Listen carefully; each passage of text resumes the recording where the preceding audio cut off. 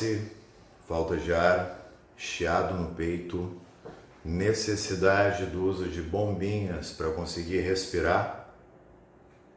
Talvez você tenha asma ou bronquite. Então, meus amigos, bem-vindos ao nosso Café com Alergia. Hoje, infelizmente, não tenho café, acabou o café. Eu vou ter que fazer o programa, né? Nem o programa, né? Fazer o vídeo, né? Sem café mesmo. Não vai ser, digamos, tão impetuoso e energético, mas vai valer a pena, pois o tema é bastante importante. Eu noto no dia a dia, né, seja com pessoas fora do consultório, seja com os pacientes que chegam aqui, uma necessidade muito grande, muito comum. Muitas pessoas, volta e meia, têm falta de ar e tacam-lhe bombinha, não sabem nem o que estão fazendo ou por que estão fazendo. Então, o que a gente vai falar hoje é mais sobre os tipos de medicação e por que se usa. Primeiro ponto, né? Lembrar que asma é uma doença inflamatória e ela é multifatorial, tem várias apresentações e várias intensidades, né? Desde a asma alérgica, que é principalmente a que eu trabalho, que está relacionada à atopia, principalmente rinite alérgica. Esse tipo de asma a gente consegue grandes resultados, né, com elucidação das causas, né, sabendo a que é o paciente alérgico e utilizando da imunoterapia específica, as vacinas antialérgicas, né, sem desprezar os medicamentos.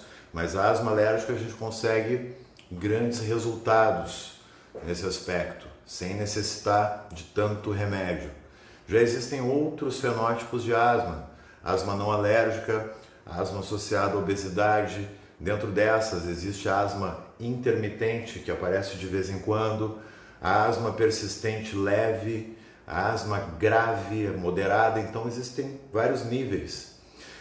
O que é importante a gente saber, né, que primeiro que o paciente deve ser observado como um todo, né, desde o seu ambiente, as doenças que ele possa ter junto, o seu estado psicológico, todas as condições que ele vive, porque tudo isso vai influenciar na asma dele.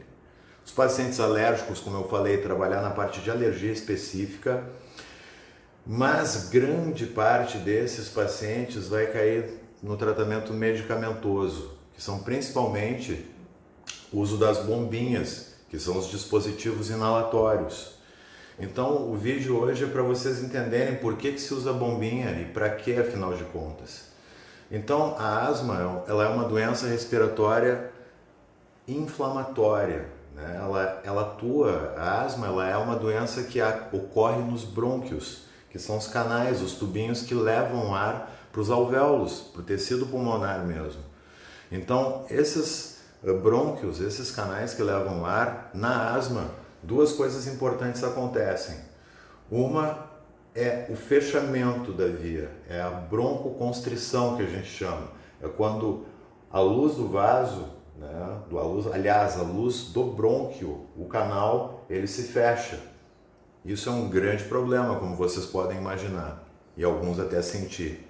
Além de fechar o brônquio, na asma existe inflamação, é uma doença inflamatória. Vários mediadores se mobilizam, que gera espessamento da parede, produção de muco, então fica tudo inflamado e fica muito difícil de respirar, né? A asma é uma doença obstrutiva, o mais difícil é até o ar sair. Então o ar até entra, mas na hora de botar para fora o paciente tranca. Por isso que dá aquele chiado, aquele som que parece um miar de gatos no peito, aquele... Então é uma condição que gera muito sofrimento. Então, lembrando, né, que o paciente tem várias características que podem piorar essa condição. Até sistema nervoso, né? Eu fiz um vídeo há pouco tempo sobre a questão do estresse e alergias. Esse momento é um momento onde muito asmático está tendo crise, porque inclusive o sistema nervoso atua e fecha mais ainda os brônquios. Vocês já devem ter visto em filme, né, que o cara passa por um estresse, o cara que tem asma e fecha o pulmão, o cara vai atrás da bombinha, né? E aí ele usa a bombinha e começa a respirar. Então, o que acontece nesse paciente? Por que se usa bombinha? Existem duas categorias em especial de medicamentos inalatórios. Um deles, que é o clássico, é o broncodilatador, que vai abrir o pulmão. O mais famoso de todos é o Aerolin, né, o salbutamol. Então ele é um beta-agonista de curta duração. Então ele age abrindo o pulmão da pessoa, mas dura pouco. Então logo depois vai ter que usar mais.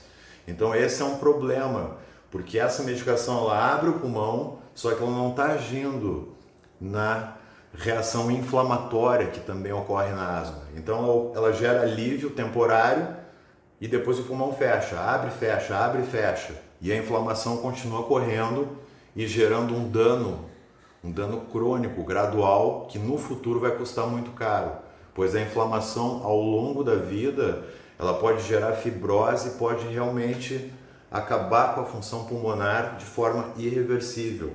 Então tem muito cuidado. Se você está precisando usar muito beta-agonista, muito Aerolin várias vezes, tu pode estar só mitigando aquilo, aliviando aquele sintoma, mas a inflamação continua ocorrendo e mais adiante tu vai pagar um preço alto. Então é importante conhecer bem a tua doença. O outro tipo de medicação inalatória são os corticoides. Esse sim, tem ação anti-inflamatória. Claro, tem efeitos colaterais, quanto menos a gente precisar usar, melhor.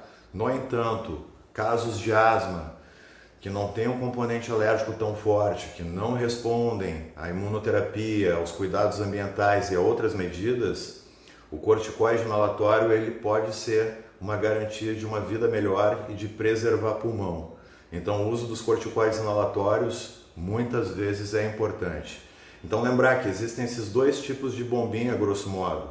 As que abrem o pulmão, como o Aerolin, né? O Aerolin é um beta-agonista de curta duração, dura pouco, então tem que usar várias vezes ao dia.